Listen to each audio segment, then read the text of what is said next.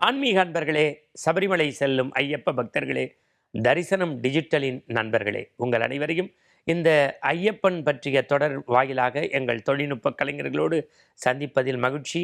நாம் எங்கு சென்றாலும், சார் நேற்றுக்கு தரிசனம் டிஜிட்டலில் பார்த்தோம், ஐயப்பனுடைய சிறப்புகளை சொன்னீங்க, நாங்கள் நிறைய பேருக்கு ஷேர் பண்ணோம், ரொம்ப நல்லா இருந்தது, இன்னும் சுவைமிகு செய்திகள்லாம் சொல்லுங்கள், எங்களுக்கு ஏதோ ஐயப்ப மலைக்கே போயிட்டு வந்த ஒரு எஃபெக்ட் இருக்குன்னெலாம் சொன்னீங்க. இது எங்களுக்கு கிடைத்த வெற்றி அல்ல, எங்களுடைய தொழில்நுட்ப கலைஞர்கள், எங்களுடைய நிர்வாக குழுவுக்கு கிடைத்த வெற்றி. காரணம், நேயர்கள் ஐயப்ப பூஜை, ஐயப்ப வழிபாடு, இந்த ஐயப்பனை பற்றிய சிறப்புகள், மகர ஜோதி, மகர சங்கராந்தி, மண்டல விளக்கு, கன்னிமார், குருசாமி, இவற்றையெல்லாம் தெரிந்து புரிந்து வழிபட வேண்டும் என்பதுதான் இதன் நோக்கம். இன்னைக்கு நம்ம பார்க்க போகிறது, குருசாமி யார், அவருடைய கடமை என்ன. என்னது குருசாமி யார், அவருடைய கடமை என்ன? பொதுவாக சபரிமலைக்கென்று சில சாஸ்திர சம்பிரதாயங்கள் உண்டு, சில நெறிமுறைகள், கோட்பாடுகள் வகுக்கப்பட்டிருக்கிறது. சபரிமலைக்கு பொதுவாக நிறைய பேர் கேட்பாங்க, இருமுடி கட்டி போகிறவங்கள்ட்ட, சுவாமி நீங்கள் எத்தனாவது மழை? சில சாமி சொல்லும், நான் 3வது வருஷம், நான் 30வது வருஷம், நான் 13வது வருஷம். எண்ணிக்கை முக்கியமல்ல, எண்ணம் முக்கியம்.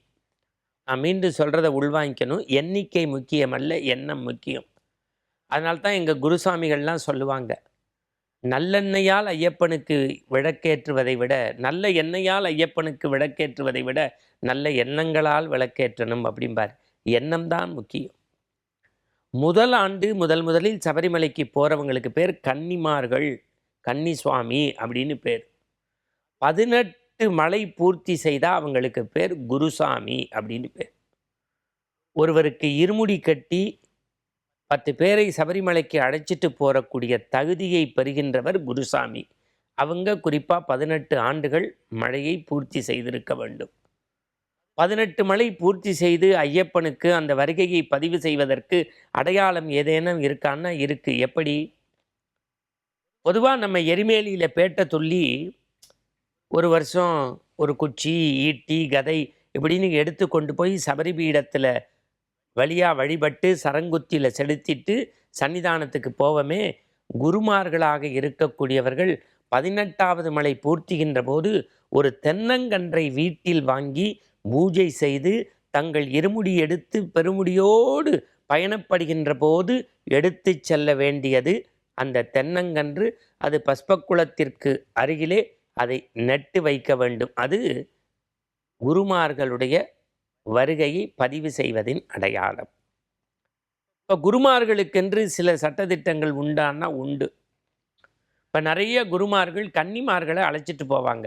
அவங்களுக்கு ஐயப்ப பூஜைன்னா என்ன, மாலை ஏன் போட்டுக்கிறோம், விரத காலத்தில் எப்படி இருக்கணும், இருமுடி கட்டுறதை எப்படி செய்யணும், ஐயப்ப பூஜை எப்படி வீட்டில் போடணும், அன்னதானத்தினுடைய சிறப்பு என்ன என்று ஐயப்பனுடைய மகிமைகளை சொல்லித்தரணும். அதில் சில குருசாமி இருக்காங்க, கன்னிசாமி தான் எல்லா பூஜையும் செய்யணும், இல்லாட்டி சாமி கோச்சுக்கும், அது மகா தப்பு. எல்லா சாமிகளும் பயணத்தில் பணிகளை பறந்துபட்டு மனம் விரிந்து செய்வனும், அதற்கு பக்குவப்படுத்தணும். நல்ல விஷயங்களை சொல்லி காட்டாமல் இருப்பதும் குருசாமியினுடைய தவறு. குருமார்கள் தான் வாழ்வியல் நெறிமுறைகளை நமக்கு, அதனால்தான் மாதா பிதா குரு தெய்வம்னா. இறைவனுக்கு முன்பாக குருவை நாம் கொண்டாடுவதனுடைய நோக்கம் என்ன? கிட்டத்தட்ட 128 முறைக்கு மேல் சபரிமலைக்கு போன, ஏன்னா ஒரே வருஷத்தில் 2 தடவை 3 தடவைலாம் போனவர் நம்பியார் குருசாமி. அவங்க திரைத்துறையில் இருந்தபோது முகச்சவரம் செய்து கொள்வதற்கு செஞ்சு கொள்ளலாமா வேணா, அவங்க வேலை அப்படி. ஐயப்பன்ட்ட சீட்டு குடிக்கி போட்டு கேட்பாங்களாம், ஏன்னா அவ்வளவு பயபக்தி. இன்றைக்கி பல குருசாமி சொல்கிறாங்க, ஒன்றும் இல்லை சாமி, 10 நாள் விரதம் இருங்க, 11வது நாள் இருமுடி கட்டுங்க, நேராக போங்க, சாமியை பாருங்கள், வரும்போதே குற்றாலத்தில் மாலையை அவுத்துருங்க, அதுக்கப்புறம் உங்கள் ஆஃபீஸ் வேலை இருந்தால் நீங்கள் அங்கேருந்தே அப்படியே டூர் போகலாம் சாமி. அத்தனையும் மகா தப்பு, பாவம். ஒருவர் இல்லத்திலிருந்து, திருக்கோயிலிருந்து இருமுடி கட்டி சபரிமலைக்கு போனால் மீண்டும் இல்லத்திற்கு வந்து சூறைக்காய் விட்டு கொண்டு போய் இருமுடியை சன்னிதானத்தில் வைத்ததைப் போல இல்லத்தின் சுவாமி அறையில் வைத்து ஒரு தூபதீப ஆராதனை காட்டி குடித்து அந்த நெய்யையும் அரிசியும் எடுத்து நைவேத்தியம் செய்து பிரசாதம் கொடுத்து மாலை கலட்டுவதுதான் மரபு, அதுதான் முறை. இதை முதலில் குருசாமிகள் சொல்லித்தர வேண்டும் கன்னிமார்களுக்கு. பல ஐயப்ப சாமி அவர்களுடைய வசதிக்கு முகச்சவரம் செய்தல் கூடாது. இதை குருசாமி சொல்லித்தரணும். காலணி போட்டு நடக்கக்கூடாது. ஏன்னா இப்போ இன்றைக்கு கொஞ்சம் அசுத்தம் நிறைய வந்துருச்சு நம்முடைய சமூகத்தில். அவர்கள் தங்களை பாதுகாத்துக்கிறதுக்காக காலணி போட்டுக்கிறாங்க. ஆனால் ஐயப்ப வழிபாட்டில், ஏன்னா அந்த 48 மைல் பெரும்பாதையிலே போகின்றவர்களுக்கு கல்லும் முள்ளும் குத்தி காலுக்கு மெத்தை, அதையே இன்றைக்கு அக்குபஞ்சர் அப்படிங்கிறோம். ஆனால் அதற்கு பயிற்சி ஏற்படுத்துவதற்கு முயற்சியும் பயிற்சியும் தொடர்ச்சியாக இருக்கணுங்கிறதுனால தான் காலணி இல்லாமல். முகச்சவரம் செய்யக்கூடாது. காலை மாலை 2 வேளை குளிக்கணும். சைவ உணவை மட்டும்தான் உண்ணணும். புலால் மறுத்தல் அவசியம். இல்லறத்தில் ஈடுபடுதல் கூடாது. பிரம்மச்சரிய விரதம் இருக்க வேண்டும். புகை மது போன்றவற்றை மனதால் கூட நினைக்கக்கூடாது. காமத்தை மட்டுமல்ல கோபத்தையும் தடுக்க வேண்டும். இவையெல்லாம் கன்னிமார்களுக்கும் ஐயப்ப பக்தர்களுக்கும் குருசாமிகள் எடுத்து சொல்ல வேண்டும். அது மாதிரி பயணம் புறப்படும் போது எப்படி இருமுடி கட்டிக்கணும், ஏன் தாய் தந்தை திருவடியை வணங்கணும், ஒரு அப்படி அப்படி பரண்டு படுக்கும்போது ஒரு மாலை அவுந்துருச்சு அப்படின்னா உடனே அது சாமி குத்தம், ஏதோ தப்பு செஞ்சுட்டேன். மாலைன்னா அருகே செய்ய தான் செய்யும். சில பேர் ஒரே மாலையை வெள்ளி கம்பில் கோர்த்து போட்டிருப்பாங்க. அது 4 வருஷம் ஆச்சுன்னா உள்ளேயே வச்சுருந்தது கம்பி விட்டு போயிருக்கோம். உடனே அது சாமி குத்தம் இல்லை. இது இயல்பு.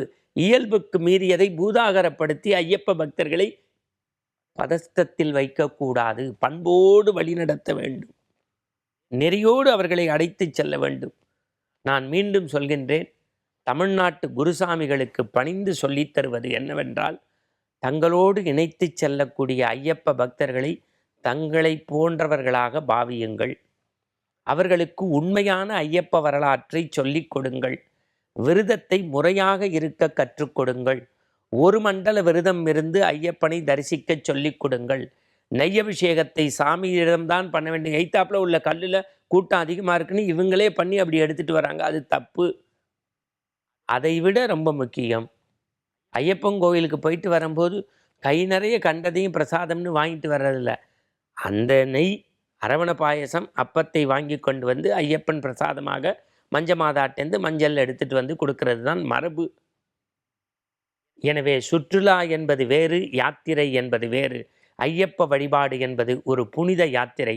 அந்த புனித யாத்திரையை கண்ணை இமைகாப்பது போல காப்பது குருமார்களுடைய கடமை என்பதை சொல்லித்தாருங்கள், பின்பற்றுங்கள். சுவாமி சாமி ஐயப்பா, சரணம் சரணம் ஐயப்பா, வழித்துணை வரவேண்டும் குருமார்களே என்று விடைபெற்றுக் கொள்கின்றோம். மீண்டும் நாளைய தரிசனம் டிஜிட்டலில் ஐயப்ப வரலாறை பற்றி சந்திப்போம். நல்ல நல்ல செய்திகளை இதயத்தில் சிந்திப்போம்.